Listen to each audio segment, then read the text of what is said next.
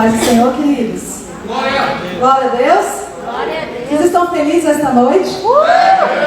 Eu estou muito alegre, porque a palavra de Deus nos diz: alegrei-me quando me disseram, vamos aonde? Casa do Senhor. A casa do Senhor, queridos. Não existe lugar melhor para estar do que estarmos aqui reunidos neste sábado para ouvir a palavra de Deus. Amém? E aí eu recebi, essa incumbência nessa noite de estar trazendo uma palavra sobre a educação brasileira. Quais são as bases que nós temos hoje regido o nosso país? E aí confesso para os irmãos que não foi simples. E eu me rendo diante do Senhor. Eu reconheço que não sou nada se não for meu Deus. Não existe ciência humana que possa explicar os mistérios de Deus e a vontade dele. Então aqui eu me coloco e que o Espírito Santo vem me usar para falar aquilo que a igreja necessita ouvir nesta noite. Cada um de vocês aqui, jovens que estão presentes, cada um de vocês, irmãos aqui, que o Espírito Santo possa falar esta noite ao seu coração. Amém. Amém? Então, pois bem, então hoje nós vamos tratar, eu vou pedir um pouco da paciência de vocês, porque eu vou ter que entrar em dados históricos para a gente chegar onde precisamos, porque uma educação que temos, ela tem uma base. Então eu tive que fazer um pouco de alguns registros da história para vocês entenderem um pouco. E aí, ao final, a gente finaliza com a palavra de Deus. A gente inicia e termina com a palavra de Deus, porque ela é a nossa base de fé.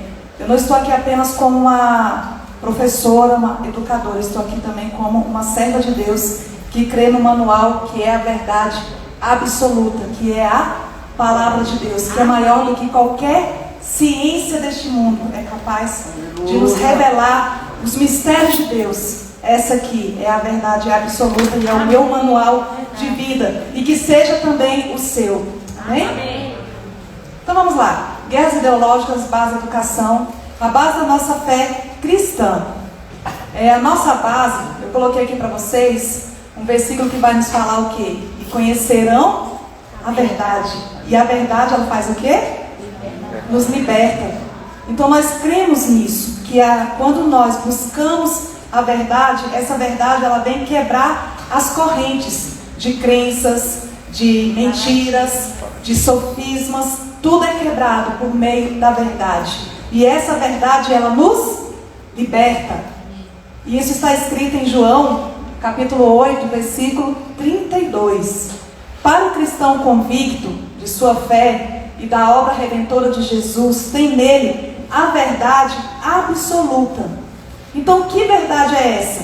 O próprio Jesus, quando veio a este mundo, ele veio e mostrou isso para a sua igreja, quando ele veio aqui exatamente para isso, para se revelar ao seu povo, à sua igreja escolhida. Ele veio e disse: eu sou o caminho, a verdade e a vida. Queridos, vocês observem que aqui nós temos um artigo, ou artigo, tem a e a aqui duas vezes, artigo definido, não é algo indefinido, é algo que nos mostra algo absoluto para as nossas vidas. Então ele se revela a nós dizendo que não existe outro caminho que não seja nele. Ele é o caminho, ele é a verdade e ele é a vida. Glória a Deus.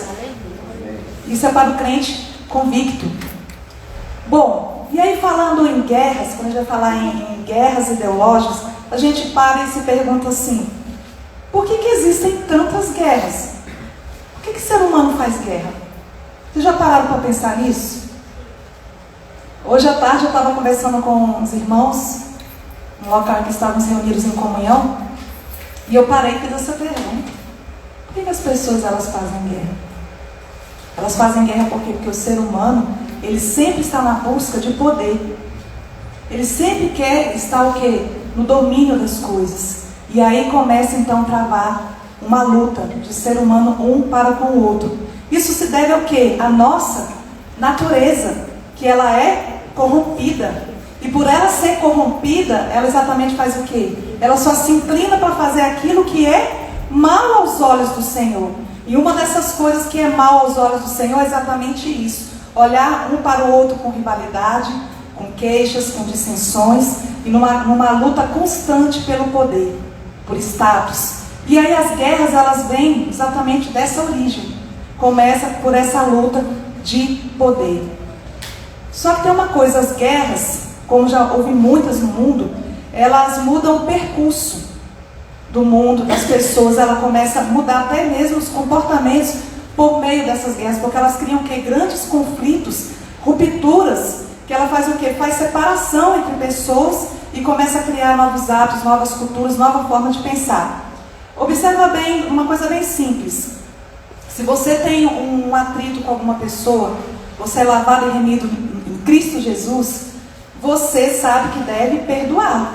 Então você libera o perdão para aquela pessoa, o sangue de Jesus te purifica de todo o mal, e a partir de então você continua se relacionando normalmente com essa pessoa.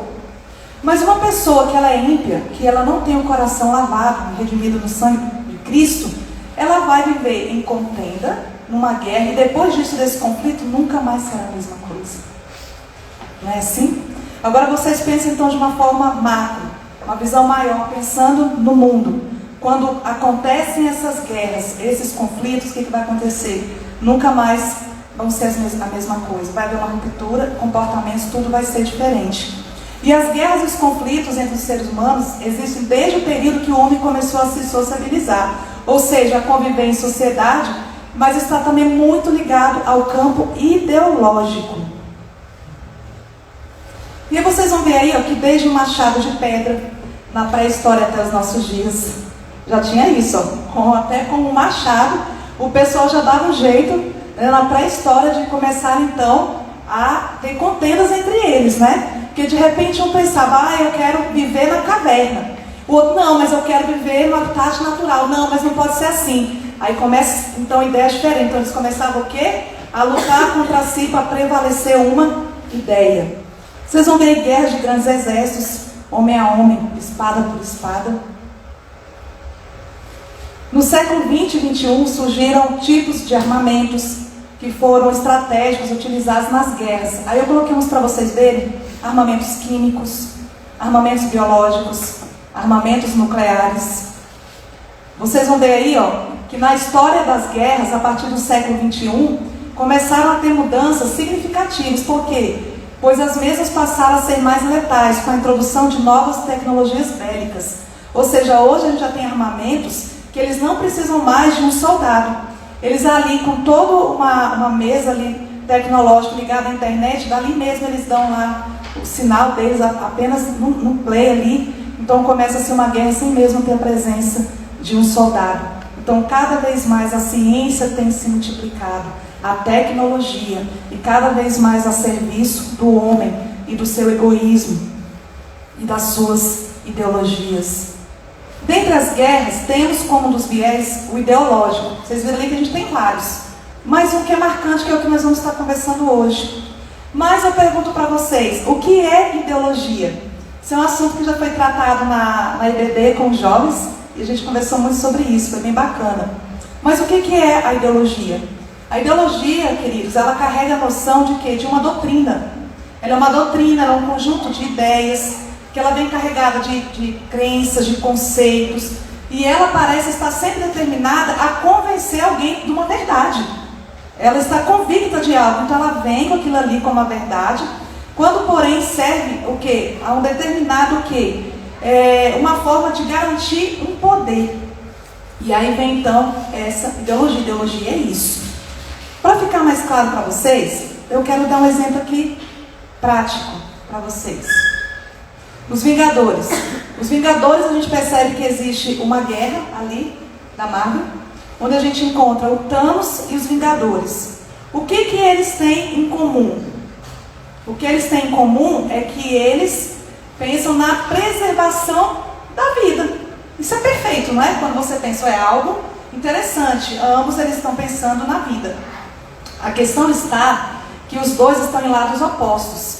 E eles brigam ferozmente por uma verdade que eles acreditam, que é a ideologia deles.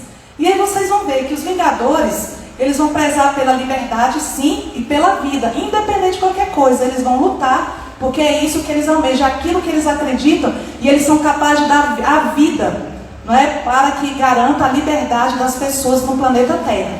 Quem assistiu o filme aqui? Eu acho que não precisa nem falar, né? Quando o Capitão América pegou ali aquele martelo, todo mundo gritou, né? E o Thanos, por sua vez, eu vou dizer para vocês, queridos, por um momento eu quase fiquei do lado do Thanos, porque a ideologia dele é tão convincente que eu fiquei assim, eu acho que o Thanos está certo. Por quê? Porque o Thanos, ele queria o quê? Ele queria dizimar metade da população do mundo. E aí o que ele entendia? Que os recursos da Terra eram recursos finitos.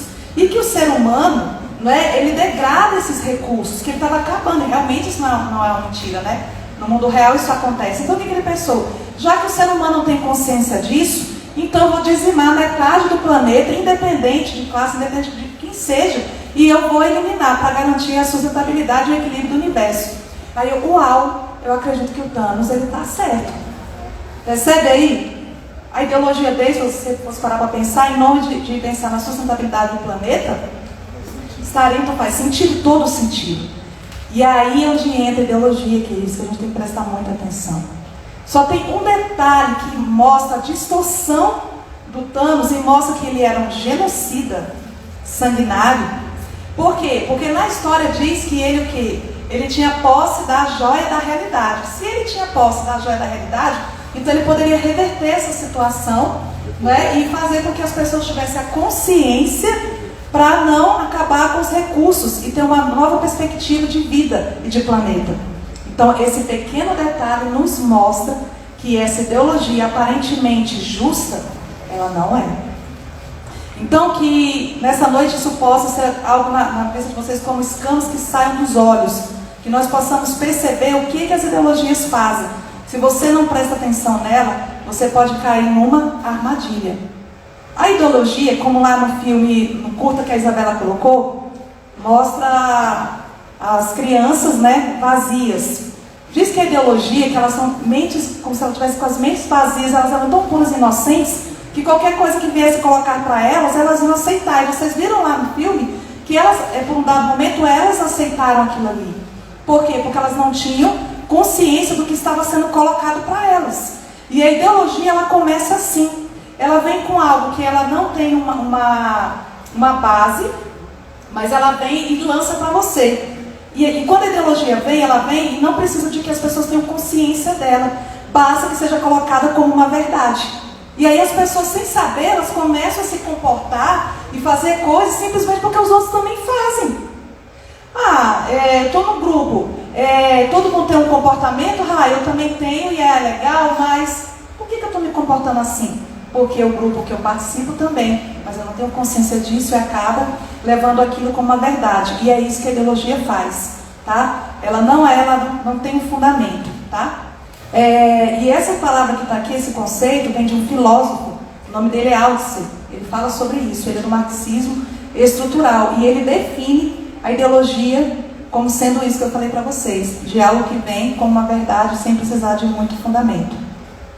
E aí eu vou entrar agora para vocês falando sobre Althusser. O Althusser, ele fala o seguinte, falando em ideologia, ele entende que ele tem uma grande importância na educação, inclusive na educação brasileira, tá? O que ele diz? Ele diz que a escola, ela é um aparelho ideológico do Estado. Se ela é um aparelho ideológico do Estado, então ela vai ser usada o quê? Para trazer ideologias, vai ser esse campo em que ele coloca que é um campo de luta de classes. Ele diz que é um lugar, que é um espaço privilegiado para quê? Para disseminar ideologias. Por quê? Porque o que ele imagina? Que é a escola lugar onde é uma audiência obrigatória, ou seja, um lugar onde você, jovem que está aqui, crianças, os pais que estão aqui ouvindo, é o lugar onde o seu filho fica mais tempo, é na escola. Os nossos filhos ficam mais tempo nesse espaço do que até em casa, na nossa companhia. E outra, é obrigatório, né? Porque a gente sabe que o nosso Estado coloca a educação como algo obrigatório. É obrigatório pela sociedade e isso vai por longos anos de vida das crianças, dos adolescentes, de vocês jovens.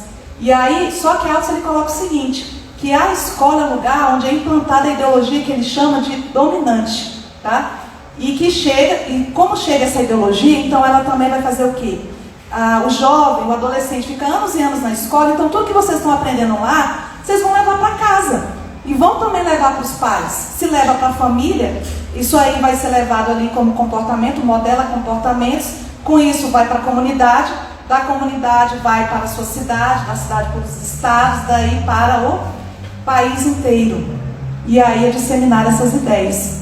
Então ele enxerga que a escola é um lugar perfeito para disseminar essas ideologias. E aí, eu vou falar um pouco para vocês, agora entendendo. Vocês entenderam que a escola é esse espaço onde vocês estão recebendo tudo isso.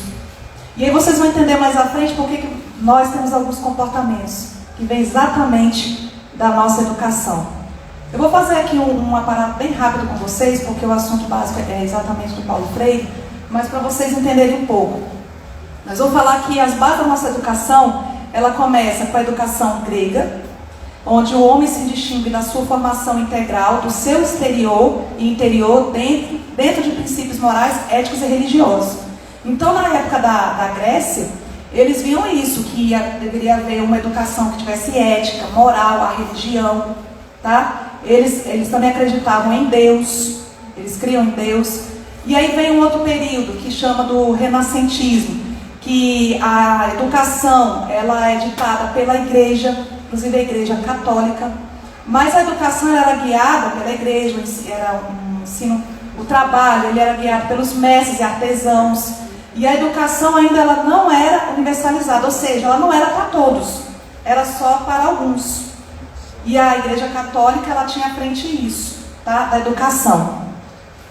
Com o passar do tempo veio Lutero. Para você ver Lutero, você vê que algo que vem também da parte religiosa, ela vai também de alguma forma influenciar na sociedade. É por isso que nós, quando estamos aqui ouvindo e aprendendo, nós temos que perceber qual é a função da igreja. A igreja ela existe porque primeiro Jesus ele veio ao mundo para vir para a sua igreja, pregar o seu evangelho da redenção para a sua igreja, levantar essa igreja na terra. Para quê? Para que o mundo possa ver Cristo através dela. E não ao contrário. Não são as ideologias do mundo que tem que mudar a igreja. Não é a igreja que tem que se moldar ao mundo. A igreja não tem que se moldar ao mundo, mas o mundo tem que olhar a igreja e ver que a igreja ela é diferente. E não é isso? É isso que tem que acontecer. Não é o contrário. E aí, Martinho Lutero, ele começou a questionar a forma como era doutrinada a igreja e como era passada a educação. Para vocês terem uma ideia, os fiéis não tinham acesso à Bíblia, igual você tem aí. Ame a sua Bíblia, medite nela dia e noite, porque nós já tivemos tempo que as pessoas não tinham acesso.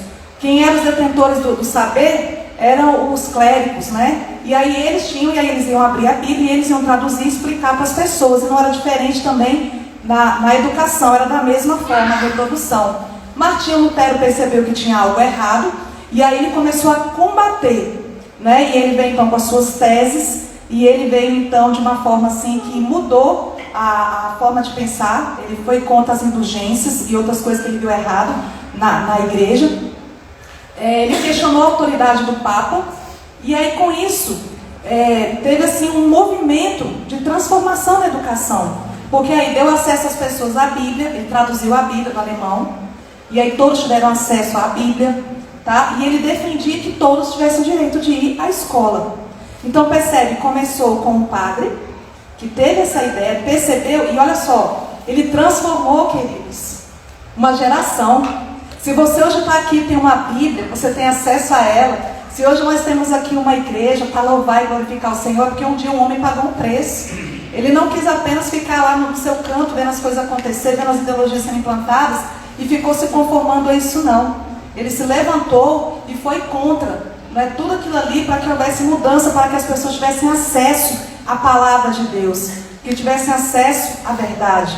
E aí, o que aconteceu depois? A escola passa a ser, depois desse período de Martinho Lutero, a escola passa a ser obrigatória, a oferta pelo governo.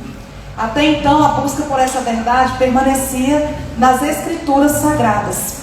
Então, até aí ainda continuava. A Bíblia já era um manual de fé, era falado nas escolas, mas nessa época aqui, a escola ela passou a ser obrigatória e Deus ainda era a verdade absoluta. É o chamado absolutismo. Ou seja, eu sou a verdade. A verdade está em Cristo. Ele é a verdade absoluta. E nessa época ainda tinha isso. Só que aí, o que aconteceu? Veio no século 20 e 21, nós passamos a viver o humanismo. O que é o humanismo? O humanismo, o foco sai da verdade de Deus para colocar o homem no centro. Então Deus não é mais o centro, agora é o homem. Então aí veio a ciência se multiplicou, começaram então a questionar, né, as verdades bíblicas, o criacionismo, né, e aí com isso começou a ter uma mudança na educação e na sociedade. O homem passa a ser o protagonista de uma trama entre o mundo e o homem. E sabe quem foi um dos responsáveis por isso? Foi um filósofo chamado Rousseau, que ele tem uma frase que eu acho que vocês já ouviram muito, que ele fala assim: o homem nasce bom, a sociedade que o corrompe. Por que ele dizia isso? Porque ele chegou a uma conclusão de que a escola, que as crianças, se o homem é bom, ele ia para a escola, e que ele ia receber a cultura da classe dominante. E que aquilo ali não existia, que na verdade era um cinismo, era uma hipocrisia que existia da sociedade e era implantada nas crianças.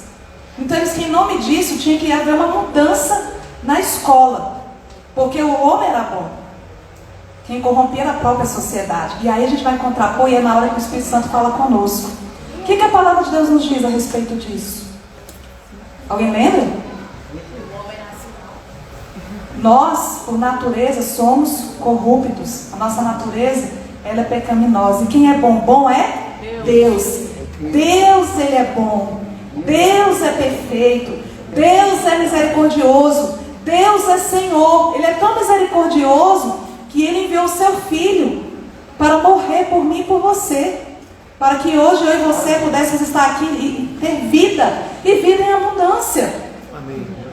Amém? A gente pode glorificar o Senhor por isso? Glória a Deus. Porque é isso que o Senhor faz conosco. O homem em si não tem nada de bom. Nós não somos bons. Bom é Deus. Verdade. Ai de nós se não for o Senhor. A palavra de Deus nos diz que nós somos o quê? Somos cegos, miseráveis e nus sem a presença de Deus. Precisamos dele.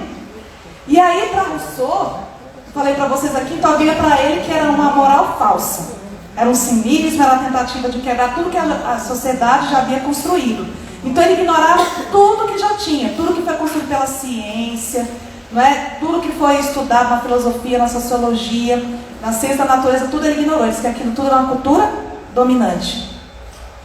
E outra, havia uma resistência a todo tipo de autoridade. E aí a escola passou a ser responsabilidade do Estado. Ele fazia duras críticas à igreja. E aí, com essas brigas, né, ideológicas deles, a escola então passou a ser de responsabilidade do Estado. E aí, queridos, sabe o que deu nisso aí? Deu na famosa Revolução Francesa. Tem até filme, né? Falando da Revolução Francesa. Eles foram inspirados nas ideias de Rousseau, dos iluministas, né, que eram contrários a Deus, a palavra de Deus. Em nome de igualdade, liberdade, fraternidade.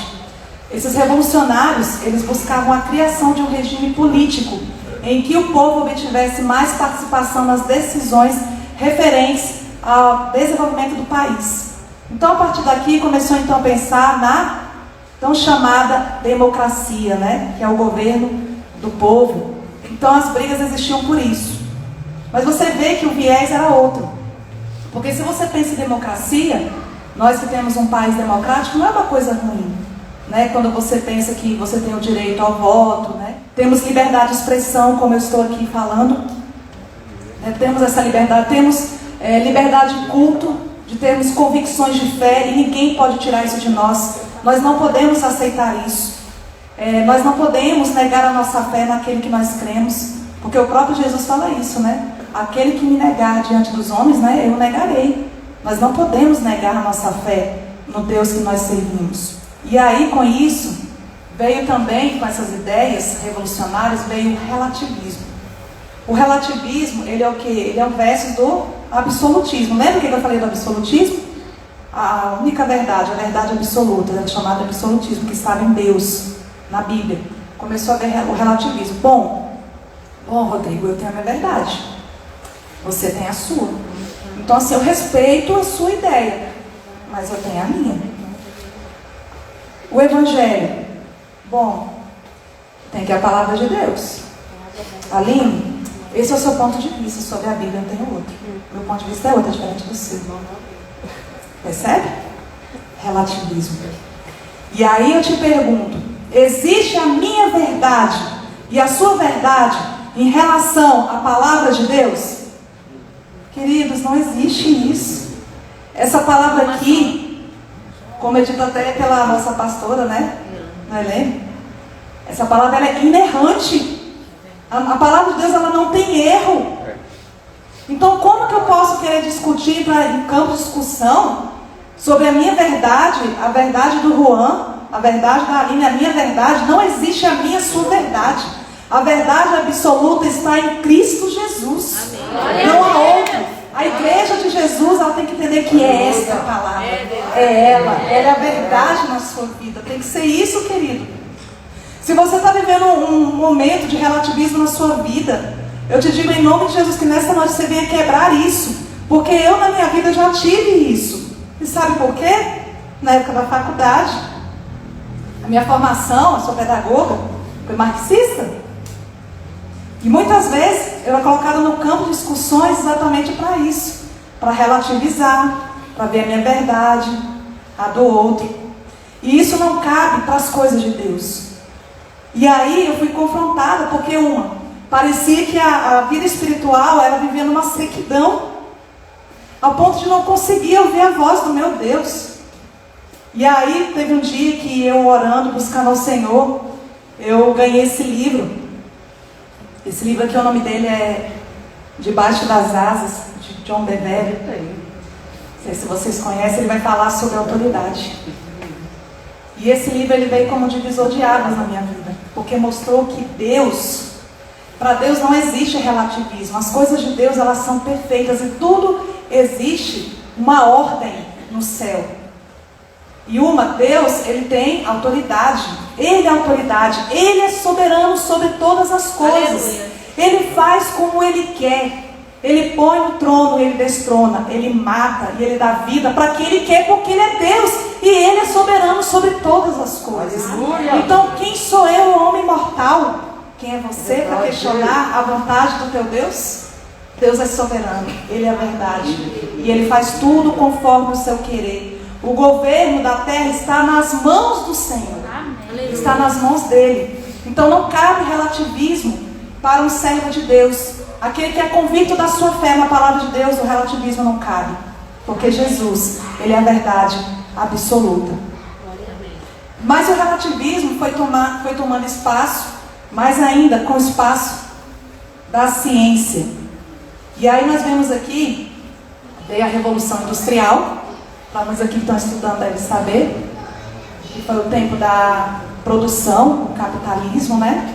Onde tinha que se produzir as fábricas aumentando cada vez mais, as pessoas vendendo o seu trabalho de forma até escrava, né? O seu trabalho para receber um salário, e era uma escravidão terrível, mas era o momento, né, de ascensão, não é? No Brasil e no mundo, veio essa revolução. E aí nós vemos aí críticos que se despontaram como Karl Marx.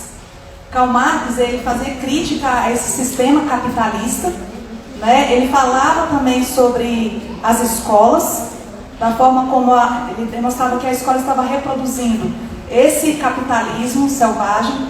Ele colocava que dentro da escola estava tendo uma luta de classes, e aí ele vai questionar todo esse sistema capitalista. Então, por meio dos questionamentos que ele fazia, da indústria, da produção, do trabalho, né, dos operários, do trabalho escravo, veio então ele veio com essas ideias, que elas foram difundidas no mundo. E aí, a partir dessas ideias dele, começou-se então outros períodos de rupturas imensos, aqui também no Brasil. O século XX entra para a história como um período de guerra entre as grandes ideologias. Ele foi um marco das ideologias no Brasil e no mundo. Passou-se a questionar todo esse capitalismo que nós temos em nome das classes. Para ele, teve no governo de Getúlio Vargas, que ele tem a ideia de uma classe trabalhadora, onde se unir e criar um Estado extremamente eficiente, começa a nacionalizar propriedades, indústria e um plano de educação como libertadora. Faz a classe trabalhadora se libertar daquela alienação criada por Karl Marx, porque ele diz que nós estamos vivendo numa alienação, tanto que é reproduzida na escola. As pessoas só vivem para trabalhar, é sempre pensando no ganhar mais. Só que ele disse que quem ganhava não éramos nós, porque a gente vendia a nossa mão de obra, mas que quem enriquecia eram os patrões. Né? Então que nós vivíamos um trabalho escravo. E a escola estava reproduzindo isso. Quando um professor, dentro de sala de aula, ele ia mostrar para o aluno uma cultura, mas para ele que não era a cultura legítima daquele aluno, mas era a cultura da classe dominante, que eles chamavam da classe burguesa, que era a classe dos ricos. Então ele criticava muito isso. E aí vem agora o Paulo Freire. Paulo Freire, ele é um educador brasileiro que tem as suas ideias dentro do marxismo, junto a Karl Marx. Ele concorda com as ideias dele, que realmente a escola está sendo a reprodutora de uma classe dominante e que não condiz com a realidade dos estudantes e da população. Mas Paulo Freire, quem ele era? Ele era um educador, um filósofo brasileiro, e ele é considerado como um dos mais notáveis na história da pedagogia mundial. Vocês sabiam disso? Tendo influenciado o movimento chamado pedagogia crítica, que eles chamam, e é também considerado como patrono da educação. Em 2012, com a Dilma Rousseff, ele foi considerado como patrono da educação. Vejamos então que foi a ideia dos jovens, dizer qual era a base da educação de Paulo Freire.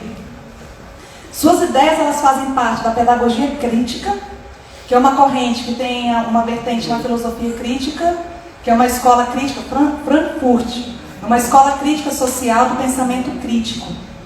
E aí ele veio com um livro, que é o best-seller dele, que é A Pedagogia do Oprimido. Eu li esse livro, eu digo para vocês, não foi fácil a leitura dele, porque eu li muito na época da faculdade, e é um livro muito enigmático, tem muita coisa assim, mas eu li na fé, para poder estar hoje aqui com vocês, para relembrar de algumas coisas. E aí um dos livros dele, que é a base da tese dele, é A Pedagogia do Oprimido, e tem também A Pedagogia da Autonomia, que são 2 livros que ele trabalha, tá? Quais são as bases desse livro dele? Vou dizer para vocês. As ideias dele com pedagogia crítica nesse livro, ele fala sobre ideias libertárias, tá? A ideia dele é que é proibido proibir. As nossas ideias, você tem que ser livre, o seu pensamento tem que ser livre. Por que as pessoas têm que te ditar o que você tem que fazer?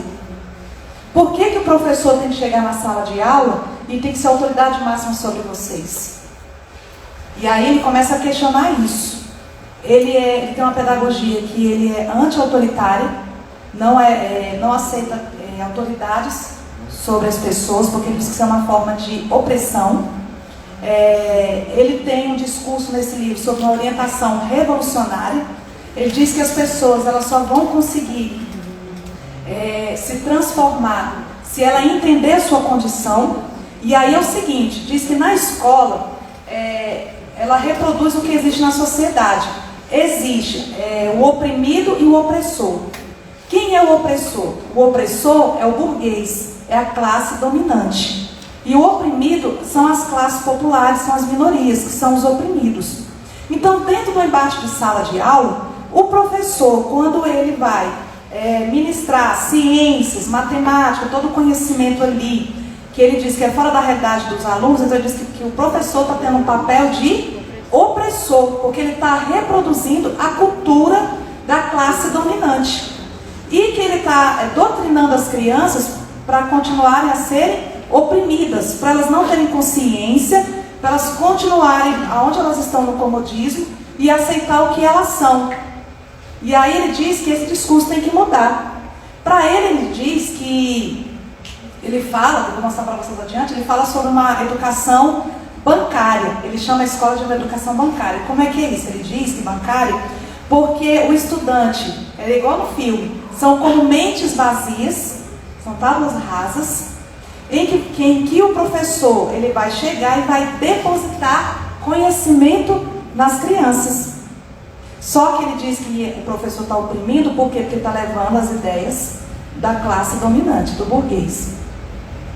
Ele vai falar que a escola é esse espaço onde se reproduz, que a escola tem que ser esse espaço da luta de classe. Lá tem que ser esse lugar do debate, da crítica, que a escola não tem que ser esse lugar para depositar nada em ninguém, não.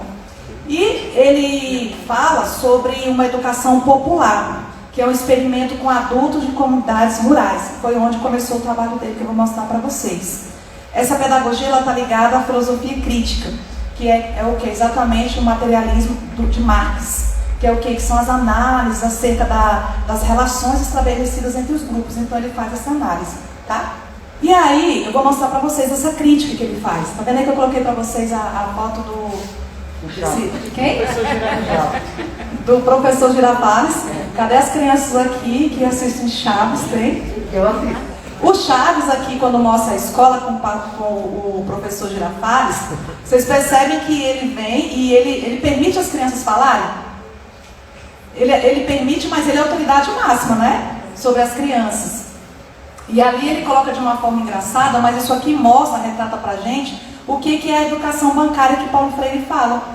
Ele fala que é exatamente isso, que não existe de o professor ser autoridade máxima sobre o aluno, não. Que isso não existe. Ele diz que não existe, que o professor sabe mais que o aluno, não. Que o aluno também tem saber. Que os saberes dele são diferentes do meu, mas que ele sabe. Ele diz que o professor, ele não pode ser o centro do processo. Ele diz que o professor tem que ser um facilitador. Então, quando eu entro na sala de aula, eu estou ali para facilitar a aprendizagem do meu aluno. Porque ele vem com conhecimento. E eu estou ali só para ajudar ele a se encontrar no conhecimento dele. É isso que ele fala, tá?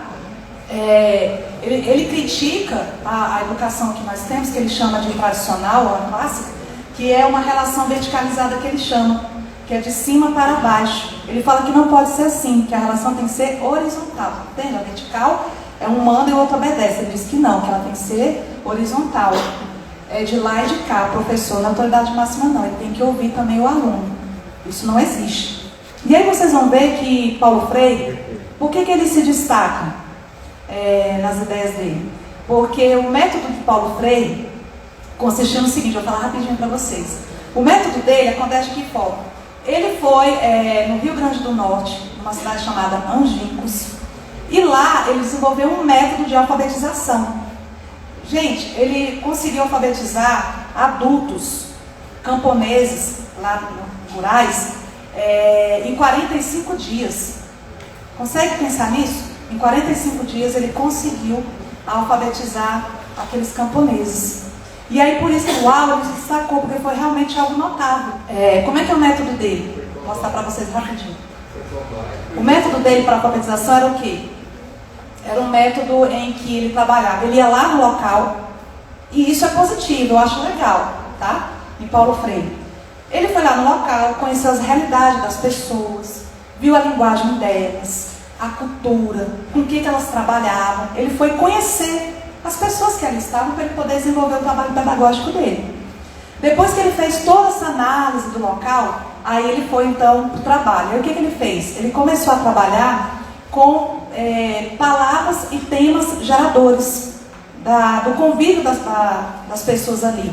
Então, se ali o camponês, no convívio dele, falava da casa dele, falava do poço, falava da criação, né, de animais, ou aqui não tem a figura, mas, por exemplo, o tijolo, tivesse lá alguém que fosse da construção, tivesse um tijolo, ele ia trabalhar todos esses temas com eles. Então ele ia pegar uma palavra geradora e ia trabalhar, tá, o que é isso aqui? Ah, isso aqui é uma casa, mostrava, tá, casa, aí ele mostrava as sílabas, casa, e aí ia montando, e aí ele mostrava, o que é isso aqui? Uma casa, então mostrava a figura, e aí o adulto ia fazer a leitura daquela casa.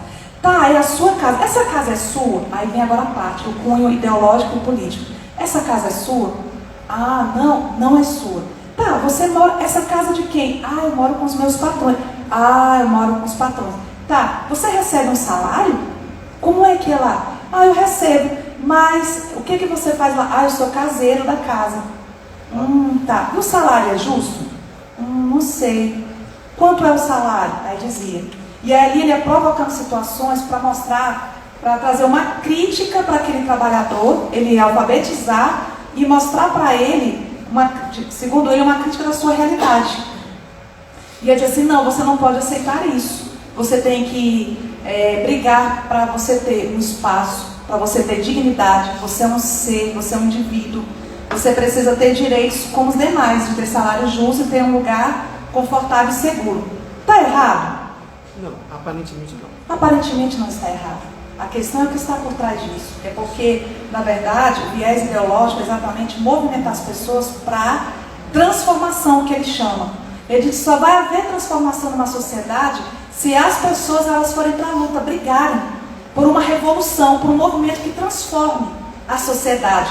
E isso só vai acontecer de uma luta do oprimido. O oprimido ele tem que ter a consciência que ele é oprimido, se libertar dessa opressão para ele poder libertar o seu opressor. Diz que só há libertação se isso acontecer. E aí ele então incita as pessoas a esse discurso de revolução, de movimento, de ir atrás. E ele fazia isso. E aí vocês vão perceber que nessas revoluções dele, ela veio então ter uma visão de ser humano para frente. Vocês vão perceber que a partir dessas ideias a gente tem aí que, eu não vou dizer que é de tudo ruim, mas a partir dessas ideias nós temos os sindicatos que lutam pelos direitos trabalhistas.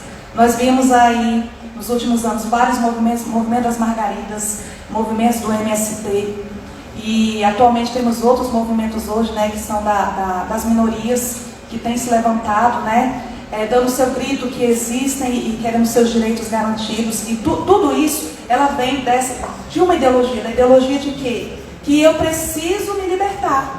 E não há como se libertar se não for na força. E Paulo Freire no seu livro fala, se tiver que usar a força, é necessário, usaremos a força. Se nós estamos recebendo uma violência, e se for preciso usar de violência, usaremos também de violência para que possamos ser libertos. Queridos, eu estou dizendo para vocês algo que eu li, não me contaram, está no livro. Se depois vocês quiserem detalhes, eu dou as páginas do livro para vocês saberem o que está dizendo lá.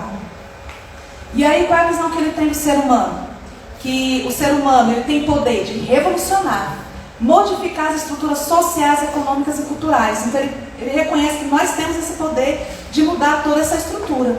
Que nós temos esse poder. Ele reconhece que o ser humano, ele que faz a sua história, ele fala que é nós que construímos a nossa história. Então, na verdade, quem você é, quando alguém quer te dar um conselho e você diz assim, eu não me importo com a sua opinião. Eu tenho a minha. Eu tenho a minha opinião. Eu sei quem eu sou, então eu vou construir a minha história. Isso vem dessas ideias também. Aquela coisa de que não quer, por exemplo, ouvir um conselho, que não se importa com a opinião do outro, não se importa se você está agradando ou não, se o que você vai fazer vai trazer alguma repercussão para as outras pessoas, porque afinal de contas, você precisa se libertar. Então, se você precisa se libertar, você tem sua opinião, então, problema de que não gostar do que você está praticando, mesmo que isso venha prejudicar outro. Você tem a sua história a ser construída por você. E revolucionária. Ele vê o homem com o poder de se libertar e de libertar outros indivíduos a partir da sua história no tempo. Então, tudo isso que nós estamos tendo hoje é algo que está sendo louvado pela pedagogia histórica crítica, a crítica, que é essas revoluções, esses movimentos, que para haver ruptura da sociedade, mudança, é preciso todos esses movimentos. Ele não parte, gente, de um realismo cristão, viu? Fora de cogitação. Paulo Freire não tem isso. De cristão, de seres humanos que são dotados de digno, que são a imagem de Deus e ao mesmo tempo que carregam dentro de si uma depravação de corrupção moral que nós temos. Ele não vê nada disso, ele diz que nós vamos construir a nossa história.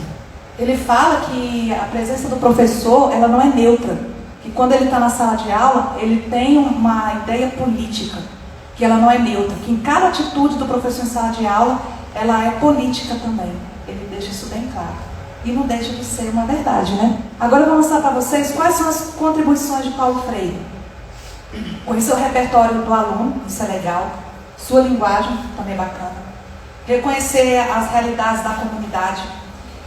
Dar ênfase, sim, da gente valorizar esse diálogo, ele é importante, sim. Nós somos seres humanos, a gente precisa, sim, dialogar, precisa interagir, conhecer o outro. Não é? Porque você às vezes está ali convivendo com a pessoa em nome de uma autoridade, que você é autoridade, e aí você não passa a perceber o que o outro precisa, não tem a sensibilidade de ouvir o outro. A gente precisa sim ter essa sensibilidade. Então, isso é bacana nas contribuições de Paulo Freire. Agora, o que ele contrapõe? A questão é que ele instrumentaliza o conhecimento para uma determinada finalidade. Então, não é à toa. Por trás do método dele, percebam que não é só um método. Por trás do método tem o quê? Nós vemos aí a ideologia. Tá? Agora eu vou mostrar para vocês em quem ele se inspira para essa revolução. A fundamentação das ideias revolucionárias de Paulo Freire. Mao Tse-tung. Já ouviram falar nesse camarada? Ele foi um grande genocida da história. Foi um líder comunista, ditador e revolucionário chinês. Ele participou da fundação do Partido Comunista Chinês em 1921. Esteve à frente dos comunistas na luta contra os nacionalistas e japoneses. Ele foi uma das figuras mais poderosas da China até a sua morte na década de 70. Tá? E ele entrou com ideias de revolução cultural. Tá? Milhões de pessoas morreram de fome e foram assassinadas, tá? Em nome dessa revolução. E Paulo Freire tem como base para a revolução, que ele acredita que tem que haver na educação, com as ideias revolucionárias do Mao Tse-tung. E tem isso escrito no livro dele, Pedagogia do Oprimido. Tá? O outro é o Che, que é o adotado que chama o apelido de Che Guevara. Che Guevara, ele foi um revolucionário que ajudou a instaurar um novo regime político, né, em Cuba, que dura até hoje. Tá? Ele foi um guerreiro obcecado por violência, que usou de métodos polêmicos, como perseguir e matar seus opositores para atingir seus objetivos. Dizem documentos que o Che teria se envolvido em 144 mortes e teria sido responsável pela prisão irregular de 30 mil pessoas. E tem um dos seus discursos que ele chega a matar quem desistia da ideia da revolução dele. Por amor à revolução, ele era capaz de matar e ele matou. E Paulo Freire faz citação no seu livro sobre isso. Que se para a revolução é um ato de amor, está escrito desse jeito no livro, a revolução é um ato de amor. E se for preciso mataremos. Ele não fala dessa forma, mas ele fala de uma forma jogando trocadilhos de palavras. Mas em nome da revolução, se for preciso matar, então a morte ela é necessária porque ela será um ato de amor. E aí, uma curiosidade para vocês. Na década de 70, uma escultora, nessa época o Paulo Freire, ele estava exilado, ele ficou no exílio, ele foi exilado por causa das ideias dele, que foram consideradas no Brasil, no regime militar, como perigosas, né? Não por menos, né? Ele foi exilado. Mas uma escultora fez essa escultura aqui, que ela é bem interessante, na Suécia. E você vai perceber aqui, ó, que ele é esse, dá para ver direitinho, né? O número 2. Aqui Paulo Freire, né? Vocês vão ver aqui, ó, que tem a Elisa Jensen, que era uma educadora sexual, jornalista e ativista anarquista e socialista norueguesa. Está aqui Paulo Freire, Sarah Lindemann, intelectual e ativista pelos direitos negros. Temos aqui Mao Tse-tung aqui do lado, ditador comunista e revolucionário chinês. Aqui deste lado nós temos Angela Davis, professora, filósofa, socialista, integrante do Partido Comunista. No 6 aqui nós temos Neruda, que é um escritor, poeta, político chileno, incansável defensor do povo e levantava a causa comunista. E aí nós vamos ver agora sobre as leis que fundamentam a educação no Brasil. Vou falar rapidinho para vocês, tá? A gente já está caminhando. Que a educação abrange os processos formativos que se desenvolvem na vida familiar, tá? E a lei, ela disciplina, que é a LDB, a educação escolar. Então a gente não pode aceitar que seja nada mais além do que educação escolar para jovens, crianças e adultos. E outra, a educação é dever de quem? De quem é? Da família, querido.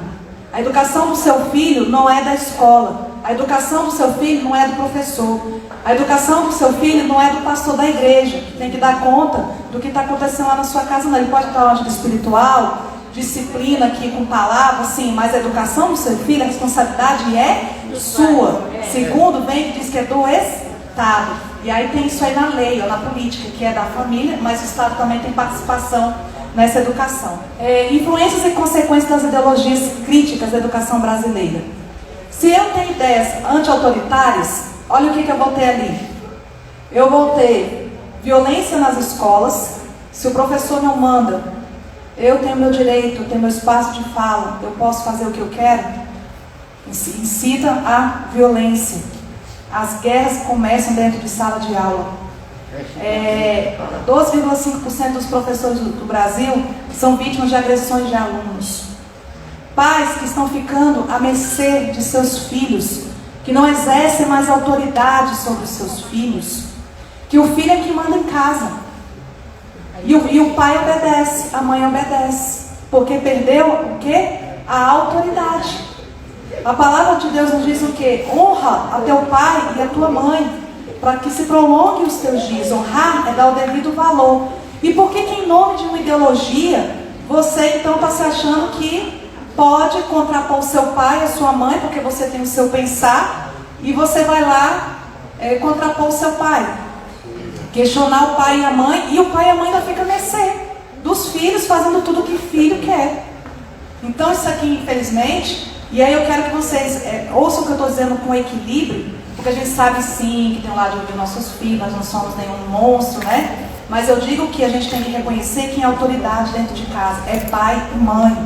E outra coisa, quando exercemos essa autoridade, foi o Senhor que nos deu. E um dia, queridos, Deus, Ele vai cobrar de mim e de você, pela alma dos nossos filhos, se eu e você não falarmos, se não der a palavra que o Senhor nos der com autoridade para corrigir, para exortar, para ensinar o caminho, o Senhor nos cobrará, porque essa missão foi dada por Deus para nós, e nós não podemos abrir mão do que Deus deu para nossas vidas, em relação à autoridade delegada por Deus.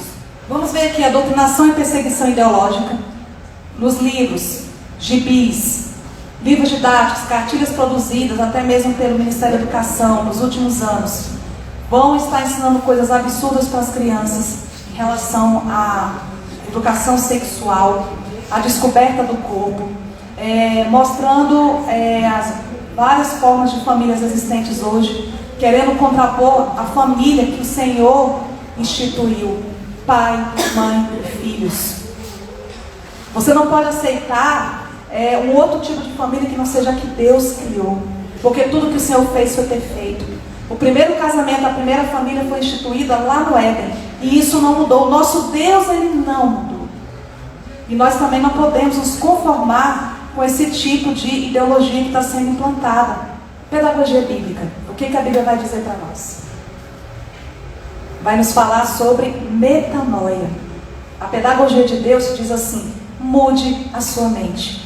Você está ouvindo essas ideologias, mas o Senhor te diz essa noite: mude a sua mente, mude a sua perspectiva, olhe para mim, eu sou o caminho, eu sou a verdade, eu te direciono, eu te dou vida. É isso que o Senhor te diz essa noite, e nos diz: não se conforme com este mundo, mas o que nós temos que fazer enquanto igreja? Transformá-la, transformar o que eu cego pela renovação das nossas mentes. O ensino e a didática de Deus para pais e filhos. Olha só quais são as leis de Deus para nós. Esse agora é a pedagogia de Deus, viu? Quero que vocês prestem muita atenção, é bem rapidinho. Está escrito no livro de Deuteronômio. Muitas coisas, eu resumi aqui colocando para vocês. Primeiro, primeira pedagogia de Deus. O Senhor deu suas leis, decretos e ordenanças ao seu povo. Nós temos nossas leis e nós temos nossos decretos. Estão na palavra de Deus. Suas leis eram o quê? Para ensinar o povo. Então nós estamos sendo ensinados pela palavra de Deus. O ensino na pedagogia de Deus entendia que a transmissão do ensino deveria ser dos pais para os filhos e netos. Então quem tem que transmitir? Será que você vai esperar só o culto de domingo para receber palavra?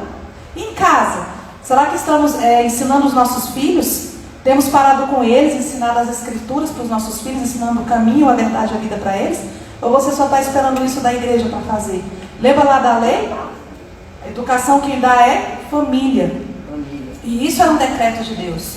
Seus decretos deveriam ser absolutos em todos os dias de suas vidas. Ou seja, não é só um dia. A gente não tem que ter uma fé rasa, ser uma fé oscilante. Nós temos que ser perseverantes na nossa fé e naquilo que cremos, queridos. São todos os dias meditando nessa palavra. E é isso que é a pedagogia de Deus, é dia e noite ensinando isso para os nossos filhos. Como é que você quer falar para o seu filho, para ele ouvir a palavra de Deus, para ele ouvir os decretos, quando você está sentado na frente da televisão o dia inteirinho, assistindo novela? Como é que você quer ensinar o seu filho para vir para a igreja se você não vem para a igreja? Não, meu filho, vai para a igreja porque a igreja é bom. A igreja é um lugar muito bom. Tá, é bom, e você? Qual é a prática que seu filho está vendo disso? Seus decretos deveriam ser absolutos. E na didática do ensino ele vai dizer, o que você tem que fazer como didática? A pedagogia de Deus. Ensinar com persistência aos seus filhos. Seja persistente, não desista. Embora pareça muitas vezes que parece que está tudo perdido. Não está não, querido. Verdade. Não está perdido não. A palavra de Deus ela não muda não. A gente planta. Você vai plantando todo dia. E pela fé você crê que Deus está transformando. Amém. Que o Senhor está agindo na vida dos seus filhos. Você pode não estar vendo nada. Persevere, fique firme, porque você há de ver o que Deus vai fazer. Porque a palavra de Deus ela é imutável. Amém. Amém? Glória a Deus. Conversar e ensinar seus filhos no cotidiano do lar. Dia a dia está em casa. Conversa com seu filho. Porque às vezes a gente não tem costume de falar da Bíblia em casa. E a gente precisa falar. Quando se deitar, quando se levantar, praticar e buscar o conhecimento de Deus. Seja sua casa um exemplo do ensino da lei de Deus. Essa aqui é uma das didáticas. Autoridade na visão de Deus. É difícil entender os princípios do reino com uma mentalidade democrática. Sabe por quê? Porque democracia e autoridade nos princípios do reino de Deus é diferente. A democracia ela é bom sim para as nações. As nações precisam. A gente não pode viver em regimes ditatoriais, de presidentes, reis sanguinolentos, maus. A democracia ela é boa sim para as nações. Mas nas coisas de Deus é diferente. As leis não são influenciadas pelo que acreditamos ser bom para nós, assim como Eva, que foi enganada a pensar assim. Ela começou a questionar a autoridade de Deus. E aí vocês viram o que aconteceu com ela. Nós precisamos ser instruídos nos princípios do reino de Deus, ainda hoje. Então não cabe pensarmos dessa forma. Toda autoridade, ela é originada em Deus. Então, se toda autoridade, ela vem de Deus, por que temos dificuldade de nos sujeitarmos às autoridades? A palavra de Deus vai nos dizer que todos devem sujeitar-se às autoridades, pois toda autoridade ela vem de Deus. E aqueles que ocupam um cargo de autoridade foram ali colocados por Ele. Foi o Senhor que colocou. Sabe por quê, querido, que hoje nós questionamos autoridades? Questionamos a autoridade do pai e da mãe. Questionamos a autoridade dos pastores da igreja, dos líderes. Tudo é questionando, tudo é reclamando, é falando. Porque estamos com uma mente deturpada das ideologias. Por isso que a gente tem que ter uma metanoia. Porque é você olhar e pensar, a autoridade é dada por Deus. Foi Deus que deu autoridade. Se aquela pessoa está ali, foi o Senhor que colocou. O que cabe a nós enquanto cristãos? Orar pelas nossas autoridades. Orar por elas. E não querer fazer coisas diferentes, de querer se rebelar, de falar mal, ou entrar em movimentos como, por exemplo, por aí, o pessoal contra o presidente da república, contra deputados, políticos. Em vez de falar mal das autoridades governamentais, ore por elas. Pelos seus pais, se muitas vezes tem algo que seu pai fala que você não concorda, ore por eles. Ore por eles, em vez de falar. Educar um filho é responsabilidade dos pais. Educa a criança no caminho que deve andar, e até quando envelhecer não se desviará dele. Lembre-se, a autoridade é sua, quem educa é você, pai e mãe, dentro da palavra de Deus. E outra, é ensinar no caminho. Não é mandar o filho sozinho, não. É você caminhar junto. Estou encaminhando por fim, queridos. A falta de entendimento sobre autoridade e responsabilidade constituída resulta em rebeldia. Aí vocês estão vendo aí, filho que não quer escutar pai e mãe. Mãe fala, o filho quer falar mais alto. Bate pé, sai gritando, apronta.